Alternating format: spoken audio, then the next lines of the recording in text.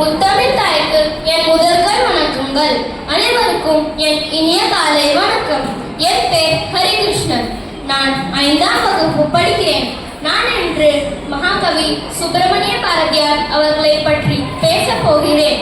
பாரதியார் அவர்கள் திருநெல்வேலி மாவட்டத்தில் உள்ள எட்டயபுரத்தில் சின்னசாமி ஐயருக்கும் லட்சுமி அம்மாளுக்கும் 1882ஆம் ஆண்டு மகனாக பிறந்தார். அவரின் இயற்பெயர் சுப்பிரமணியன் என்றாலும் சுப்பையா என்று அழைக்கப்பட்டார். சுப்பிரமணியனின் தாத்தா ராமசாமி ஐயர் தான் முதலில் அவருக்கு தமிழ் கற்றுக் கொடுத்தவர். தன்னோட 7 வயதிலேயே தமிழ் மீது தீராத காதலும் வற்றாத கவி புலமையும் கொண்டவராக திகழ்ந்தார். அவருக்கு 11 வயது இருக்கும்போது அவரது கவி பாடும் ஆற்றலையும் புலமையையும் பாராட்டி எட்டயபுர மன்னர் அவருக்கு பாரதி என்ற பட்டத்தை வழங்கினார். அன்றிலிருந்து சுப்பிரமணியன் பாரதியார் என்று எல்லோராலும் அன்போடு அழைக்கப்பட்டார். பாரதி தனது தந்தையின் மறைவுக்கு பின்னர் தன் அத்தையுடன் காசிக்கு சென்றார்.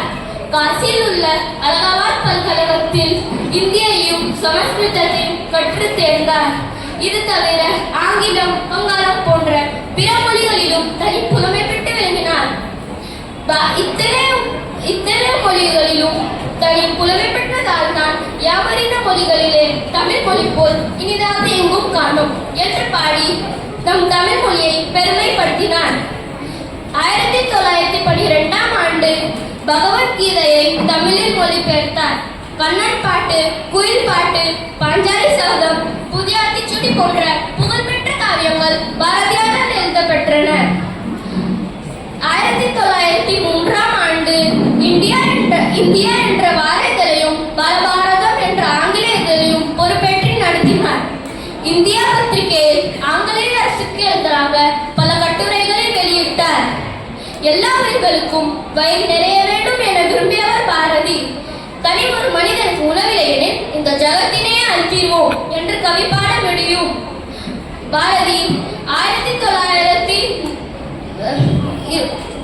1921ஆம் ஆண்டு தனது 39வது வயதில் உலக வாழ்விலிருந்து விடுதலை பெற்றார். மகாகவி மறைந்தாலும் அவரது கவிதைகள் என்றைக்கும் நமக்கு தேசபக்தியை ஊட்டிக்கொண்டே இருக்கிறது. இன்று மட்டுமல்ல, தமிழ் இருக்கும் வரை பாரதியாரின் புகழும் அவரது கவிதைகளும் என்றென்றும் நிலைத்து நிற்கும் என்பதில் எந்த ஐயமும் இல்லை. பாரதியாரை புகழும் போது தமிழ் தன்னைத்தானே புகழ்ந்து கொள்கிறது. மனித நேயமும் பெண் முன்னேற்றமும் ஜாதி ஒழிப்பும் தான் பாரதியாரின் வாழ்க்கை கனவுகள். அவரது கனவுகளை நிறைவேற்றுவோம் என உறுதியேற்போம். நன்றி, வணக்கம்.